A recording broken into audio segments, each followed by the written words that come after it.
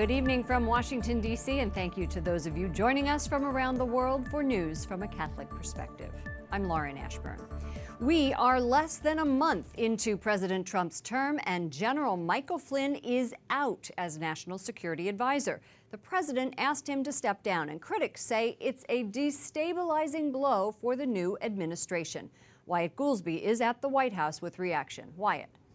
Lauren, the White House says that the president's decision to request the resignation of General Michael Flynn was prompted by a gradual erosion of trust. They say it was not a legal issue. But now Flynn's ousting is contributing to more questions about President Donald Trump's friendly posture toward Russia.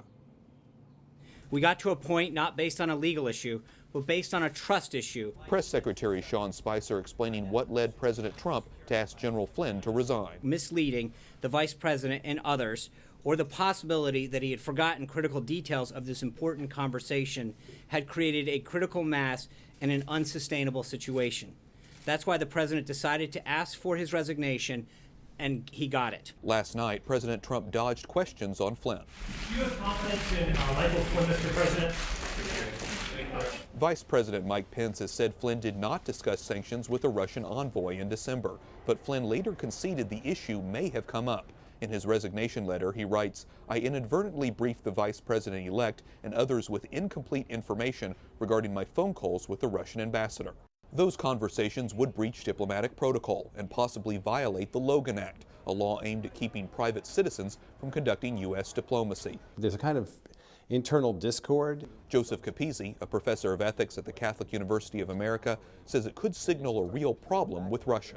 You have members of the administration, before they're actually in the administration, speaking privately with Russian officials, speaking about sanctions that had just been levied by the outgoing president for Russia's possible involvement in the election cycle. Spokesman Sean Spicer says the White House counsel's office reviewed Flynn's situation and determined that it did not pose a legal problem. Senator John McCain is calling Flynn's dismissal a sign of significant dysfunction in the national security apparatus of the Trump administration. Lauren? Wyatt, what can you tell us about the people in the running to replace Flynn as National Security Advisor?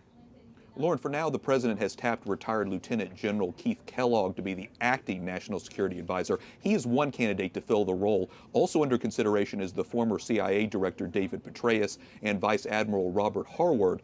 He's a U.S. Navy SEAL. Lauren? Wyatt Goolsbee at the White House. Thank you, Wyatt.